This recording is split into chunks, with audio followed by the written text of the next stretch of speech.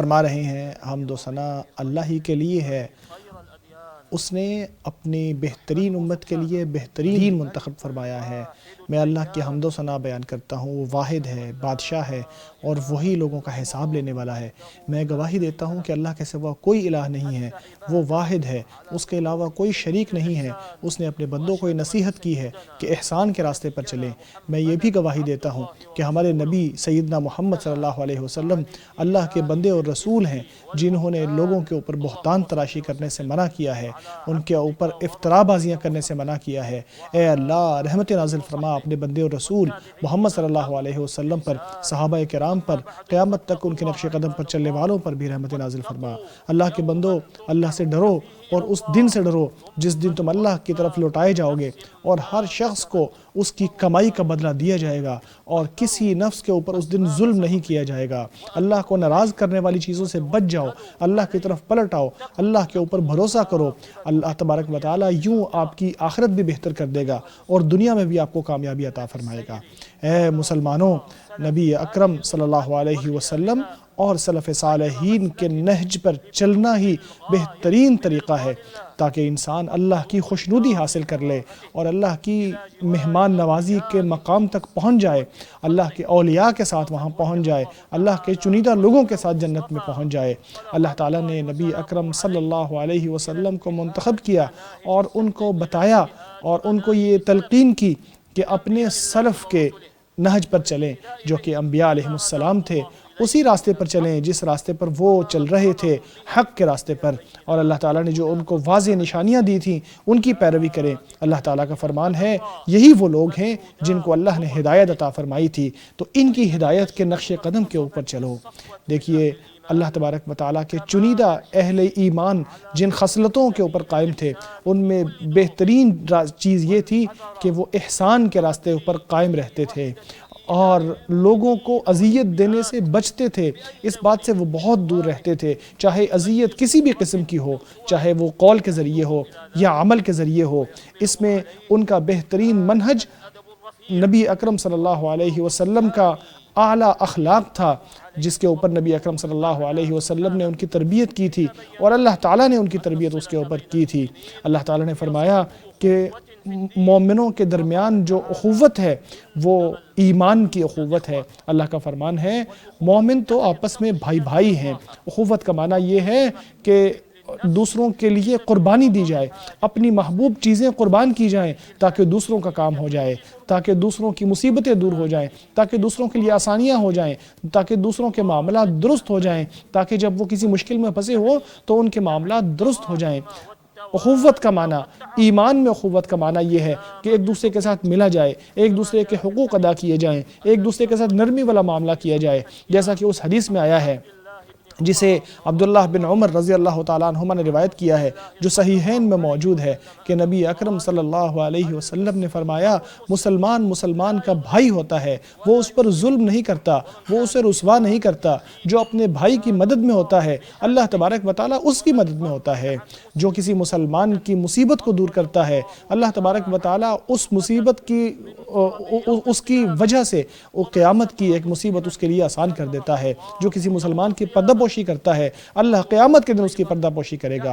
اخوت کا معنی یہ بھی ہے کہ اذیت نہ دی جائے۔ مسلمان وہی ہے جس کا ایمان مکمل ہو چکا ہو، لوگ اس کے شر سے بچ جائیں، اس کی زبان کے شر سے بھی اور اس کے عمل کے شر سے بھی لوگ بچ جائیں، جیسا کہ اس حدیث میں آیا ہے جسے امام بخاری نے صحیح میں روایت کیا ہے کہ عبداللہ بن عمرو بن عاص رضی اللہ تعالیٰ عنہما بیان کرتے ہیں کہ نبی اکرم صلی اللہ علیہ وسلم نے ارشاد فرمایا ہے مسلمان وہ ہے کہ جس کی زبان اور جس کے ہاتھ سے شر سے دوسرے مسلمان بچے رہیں، اور مہاجر وہ ہے جو ان چیزوں سے ہجرت کر جائے جو اللہ کو ناراض کرنے والے ہوں۔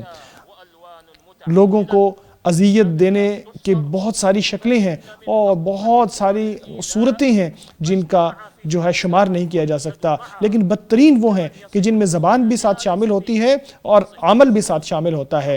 جیسے کسی مسلمان کو کسی ایسے الفاظ کے ذریعے ذکر کیا جائے، کہا جائے کہ فلاں مسلمان میں وہ چیز ہے جو اس کے اندر نہ ہو، یہ بات زبان سے بھی ادا کی جائے، ہاتھ سے لکھی بھی جائے۔ اسی لیے سخت وعید آئی ہے۔ اللہ تعالیٰ نے لوگوں کو خوب ڈرایا ہے اور اس بات سے دور کرنے کی کوشش کی ہے کہ لوگوں کو اذیت دیں، کسی مسلمان کے بارے میں کوئی ایسی بات کرنے سے منع کیا ہے جو اس کے اندر نہ ہو۔ امام احمد نے اپنے مسند میں اور دیگر اہل علم نے بھی صحیح روایت کے ساتھ عبداللہ بن عمر رضی اللہ تعالیٰ عنہما سے روایت کیا ہے کہ نبی اکرم صلی اللہ علیہ وسلم نے ارشاد فرمایا ہے، جو اپنے مسلمان بھائی کے بارے میں کوئی ایسی بات کرتا ہے جو اس کے اندر نہ ہو، اس کو ردغۃ الخبال میں روکا جائے گا یہاں تک کہ وہ اپنی اس بات سے پاک نہ ہو جائے۔ ردغۃ الخبال کا مطلب اللہ کے بندو، مطلب اس کا یہ ہے کہ اہل جہنم کے زخموں کی پیپ ہے، وہ اس کو پلائی جائے گی یہاں تک کہ وہ اپنی سزا نہ کاٹ لے، اس کو وہ پلائی جائے گی، یا پھر وہ ان لوگوں سے معافی مانگ لے جن کا ذکر اس نے ایسے کیا ہے اور وہ اس کو معاف کر دیں۔ اور اس کی سزا یہ ہے کہ جہنم کی سزا میں انسان چلا جاتا ہے اور وہاں جہنمیوں کے زخموں کی پیپ اس کو پلائی جاتی ہے۔ کیسی بدترین سزا ہے۔ اللہ کے بندو، اذیت رسانی کی ایک بری شکل اور ایک برا سبب یہ ہے کہ انسان جھگڑے کے اندر دوسروں کو نیچا دکھانے کی کوشش کرے۔ اسی لیے نبی اکرم صلی اللہ علیہ وسلم نے اس بات کی مذمت کرتے ہوئے فرمایا ہے، نبی اکرم صلی اللہ علیہ وسلم نے لوگوں کو اس بات سے منع کیا ہے کہ وہ باطل کے اوپر قائم رہتے ہوئے دوسروں کے ساتھ جھگڑتے جائیں، جیسا کہ امام احمد نے مسند میں روایت کیا ہے اور امام ابو داود نے بھی صحیح سند کے ساتھ اپنی جامع میں روایت کیا ہے کہ نبی اکرم صلی اللہ علیہ وسلم نے فرمایا، اور پھر انہوں نے حدیث کا تذکرہ کیا جس میں آپ صلی اللہ علیہ وسلم نے فرمایا، جو کسی باطل پر قائم رہتے ہوئے جھگڑتا ہے کسی بھائی کے ساتھ، تو جب تک وہ اپنے موقف سے پیچھے نہیں ہٹ جاتا تب تک وہ اللہ کی ناراضگی میں رہتا ہے، جب تک وہ اپنے اس غلط موقف سے پیچھے نہیں ہٹ جاتا تب تک اللہ اس سے ناراض رہتا ہے۔ اس لیے ہر انسان کو چاہیے کہ جب کوئی اس کے ساتھ باطل کے اوپر قائم رہتے ہوئے جھگڑے تو وہ اس کے ساتھ ویسے جھگڑا نہ کرے بلکہ وہ پیچھے ہٹ جائے، کیونکہ مسلمان جھگڑالو نہیں ہوتا، جیسا کہ نبی اکرم صلی اللہ علیہ وسلم نے فرمایا ہے، جیسا کہ امام احمد نے مسند میں روایت کیا ہے، اسی طرح امام ترمذی نے جامع میں روایت کیا ہے، صحیح سند کے ساتھ انہوں نے روایت کیا ہے کہ عبداللہ بن مسعود رضی اللہ تعالیٰ عنہ نے بیان کیا ہے کہ نبی اکرم صلی اللہ علیہ وسلم نے فرمایا، مسلمان وہ نہیں ہے جو تانے باز ہو، جو لعنتیں بکتا ہو، جو برے الفاظ بکتا ہو، جو گندی زبان استعمال کرتا ہو۔ سلف صالحین اس حوالے سے فرماتے ہیں، کیونکہ جو اللہ کی نافرمانی کرتا ہے تمہارے معاملے میں، اس کی بدترین سزا یہ ہے کہ تم اس کے معاملے میں اللہ کی فرما برداری کرنے لگو۔ اس لیے ہمیں چاہیے کہ برائی کا مقابلہ برائی کے ساتھ نہ کریں، ظلم کا مقابلہ ظلم کے ساتھ نہ کریں، اور جو ایسا کرے گا اس کو اللہ تبارک و تعالیٰ کی معیت حاصل ہوتی ہے۔ اللہ تبارک و تعالیٰ کا فرمان ہے، اللہ دفاع کرتا ہے اہل ایمان کا، اللہ ان لوگوں کو پسند نہیں کرتا جو خیانت کرنے والے ہیں، جو ناشکرے ہیں۔ تو اللہ کے بندے، اللہ سے ڈرو اور اللہ کے چنیدہ بندوں کے راستے کے اوپر قائم رہو، احسان کے راستے پر چلو اور دور رہو ان سارے راستوں سے جو دوسروں کو اذیت دینے والے ہیں، تاکہ تم کامیاب ہو جاؤ، تاکہ تم جنتوں میں پہنچ جاؤ، نعمت بھری جنتوں میں داخل ہو جاؤ۔ اللہ مجھے اور آپ کو فائدہ پہنچائے، قرآن کریم کی آیات سے اور نبی اکرم صلی اللہ علیہ وسلم کی ہدایات سے فیض یاب فرمائے۔ میں اسی پر اکتفا کرتا ہوں، اپنے لیے اللہ عظیم و جلیل سے اپنے لیے اور آپ کے لیے اور تمام مسلمانوں کے لیے معافی مانگتا ہوں۔ آپ بھی اسی سے معافی مانگو، یقیناً وہ معاف کرنے والا اور رحم فرمانے والا ہے۔ فرما رہے ہیں، اللہ کے لیے حمد و ثنا ہے جس نے تقدیر بنائی اور ہدایت دی۔ میں اللہ کی حمد و ثنا بیان کرتا ہوں، اسی کے لیے احسن صفات ہیں، اسی کے بہترین نام ہیں۔ میں گواہی دیتا ہوں کہ اللہ وحدہ لا شریک ہے۔ میں یہ بھی گواہی دیتا ہوں کہ ہمارے نبی سیدنا محمد صلی اللہ علیہ وسلم اللہ کے بندے اور رسول ہیں۔ اے اللہ رحمت نازل فرما اپنے بندے اور رسول محمد صلی اللہ علیہ وسلم پر، آپ کے اہل بیت پر، صحابہ کرام پر اور آپ کے نقش قدم پر چلنے والوں پر۔ اے اللہ کے بندو، نبی اکرم صلی اللہ علیہ وسلم کا یہ فرمان اچھی طرح سمجھ لو۔ کیا آپ صلی اللہ علیہ وسلم نے فرمایا، جیسا کہ شیخین نے روایت کیا ہے، ابو ہریرہ رضی اللہ تعالیٰ عنہ بیان کرتے ہیں کہ نبی اکرم صلی اللہ علیہ وسلم نے فرمایا، جو اللہ پر ایمان رکھتا ہو اور آخرت پر ایمان رکھتا ہو، اس کو چاہیے وہ اچھی بات کرے یا پھر خاموش رہے۔ اس حدیث کو اچھی طرح سمجھ لینا چاہیے، کیونکہ اس میں معاشرے کے اندر سلامتی حاصل کرنے کا بہترین طریقہ ہے، اچھی زندگی کا بہترین نمونہ یا اس کا بہترین ذریعہ بتایا گیا ہے۔ یہ بہت بڑا ادب ہے جس کے ذریعے اللہ تبارک و تعالیٰ نے اپنے سارے بندوں کو مخاطب کر کے فرمایا ہے۔ اللہ نے فرمایا ہے لوگوں کے ساتھ بھلی بات کیا کرو، اور اچھی بات جس کے اندر مٹھاس بھی ہو، جو دوسروں کے ساتھ کی جائے، چاہے دشمن ہو یا چاہے دوست ہوں، تو یہ یکساں برابر اچھا ہے اور ایسا راستہ اختیار کرنا چاہیے۔ دوستوں کے ساتھ تو ان کی محبت کو اور ان کی دوستی کو قائم رکھتا ہے، اور شیطان کی جو چالیں ہیں ان کو دور کر دیتا ہے اور ان کے درمیان فساد کا راستہ بند کر دیتا ہے۔ اللہ کا فرمان ہے میرے بندوں کو کہو اچھی بات کیا کرے، کیونکہ شیطان ان کے درمیان تعلق خراب کرنے کی کوشش کرتا رہتا ہے۔ جہاں تک بات دشمنوں کی ہے تو ان کے ساتھ اچھی بات کی جائے تو ان کے ساتھ بھی مودت پیدا ہو سکتی ہے اچھی باتوں کے ذریعے، یا ان کی کم از کم عداوت ہی کم ہو جاتی ہے، یا جو بھی ان کی چالیں ہیں وہ دور ہو جاتی ہیں۔ اسی لیے اللہ نے فرمایا بھلے طریقے سے برائی کو دور کرو، ایسا کرو گے تو جو تمہارا دشمن ہے وہ بھی تمہارا جگری یار بن جائے گا۔ اچھی بات، بھلا طریقہ بات کرنے میں ایسا راستہ ہے جو اللہ کی خوشنودی دلانے والا ہے، جس کے ذریعے انسان کو ہمیشہ کی نعمتیں مل سکتی ہیں، جیسا کہ نبی اکرم صلی اللہ علیہ وسلم نے اس حوالے سے شاندار الفاظ میں بیان کیا کہ کوئی چیز ایسی نہیں ہے جو قیامت کے دن حسن اخلاق سے زیادہ بھاری ہوگی انسان کے میزان میں۔ اللہ بری زبان، گندی زبان والے کو ناپسند کرتا ہے۔ امام ابو داؤد اور امام ترمذی نے صحیح سند کے ساتھ اس حدیث کو روایت کیا ہے۔ تو اللہ کے بندو، اللہ سے ڈرو اور ہمیشہ اس بات کو یاد رکھا کرو کہ اللہ تبارک و تعالیٰ نے آپ کو نبی اکرم صلی اللہ علیہ وسلم پر درود و سلام بھیجنے کا حکم دیا ہے، جو کہ بشیر و نذیر ہیں، سراج منیر ہیں۔ اللہ کا فرمان عالی ہے، اللہ اور اس کے ملائکہ نبی پر درود بھیجتے ہیں۔ اے لوگو جو ایمان لائے ہو، تم بھی ان پر درود اور سلام بھیجو۔ اے اللہ رحمت نازل فرما محمد صلی اللہ علیہ وسلم پر اور آپ کی آل پر، جس طرح تو نے ابراہیم اور آل ابراہیم پر رحمت نازل فرمائی تھی، یقیناً تو قابل تعریف اور بزرگی والا ہے۔ اے اللہ برکت نازل فرما محمد اور آل محمد پر، جس طرح تو نے ابراہیم اور آل ابراہیم پر برکت نازل فرمائی تھی، یقیناً تو قابل تعریف اور بزرگی والا ہے۔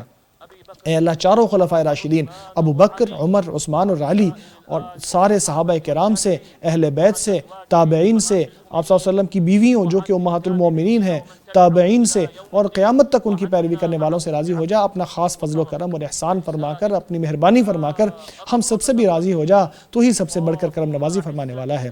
اے اللہ اسلام اور مسلمانوں کو عزت عطا فرما دے، دین کی حفاظت فرما لے۔ اے اللہ اپنے نیک بندوں کی مدد فرما۔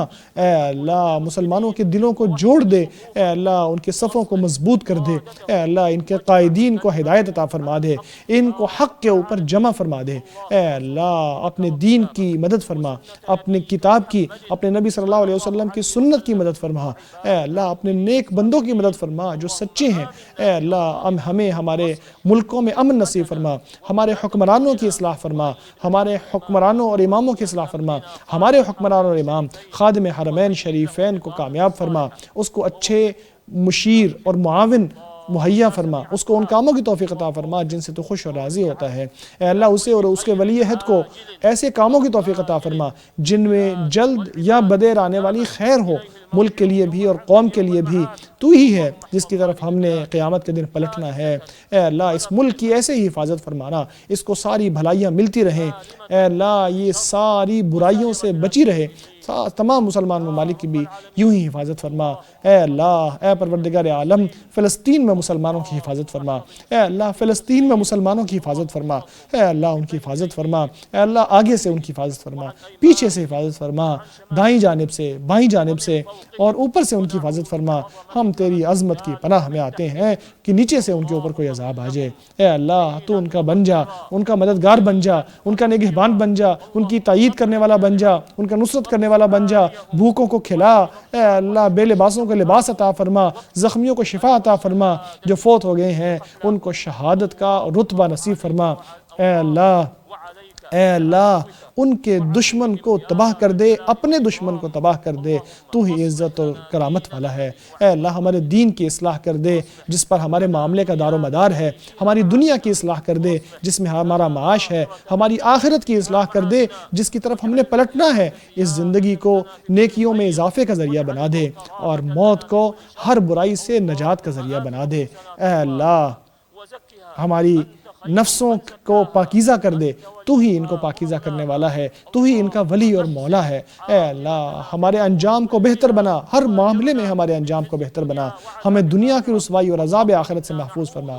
اے اللہ ہم تیری پناہ میں آتے ہیں زوال نعمت سے، عافیت کے خاتمے سے اور اچانک آنے والی پکڑ سے۔ اے اللہ تجھے ناراض کرنے والی ہر چیز سے ہم تیری پناہ میں آتے ہیں۔ اے اللہ ہم نیکیاں کرنے کا سوال کرتے ہیں، برائیوں سے دور رہنے کا سوال کرتے ہیں، مسکینوں سے محبت کرنے کا سوال کرتے ہیں، تو ہمارے پر رحم فرما۔ اے اللہ اگر کسی قوم کو فتنے میں مبتلا کرنا چاہے تو ہمیں فتنے سے بچا کر اپنے پاس بلا لینا۔ اے اللہ ہمیں اپنے اور ہمارے دشمنوں سے ویسے بچا لے جیسے تو چاہے۔ اے اللہ ہم تجھے ان کے سامنے کرتے ہیں، اے اللہ ہم تجھے ان کے سامنے کرتے ہیں، اے اللہ ان کے شر سے ہم تیری پناہ میں آتے ہیں۔ اے اللہ ہمارے بیماروں کو شفا عطا فرما، ہمارے فوت شدگان کی مغفرت فرما۔ اے اللہ ان ہماری امیدوں کو پورا کر دے جو تجھے راضی کرنے والی ہوں۔ اے اللہ ہمارے اعمال کا خاتمہ ایسے اعمال پر ہو جو نیک ہوں اور دیر پا اثر رکھنے والے ہوں۔ اے اللہ ہم نے اپنے نفس پر ظلم کیا ہے، اگر تو نے ہمیں بخشا نہ تو ہم گھاٹا پانے والے میں ہو جائیں گے۔ اے اللہ ہمیں دنیا میں بھی بھلائی دے اور آخرت میں بھی بھلائی، اور ہمیں آگ کے عذاب سے محفوظ فرما لے۔ اللہ کی رحمتیں ہوں اللہ کے بندے اور رسول محمد صلی اللہ علیہ وسلم پر، آپ وسلم کے اہل بیت پر، تمام صحابہ کرام پر، اور ہر طرح کی حمد و ثنا اللہ رب العالمین ہی کے لیے ہے۔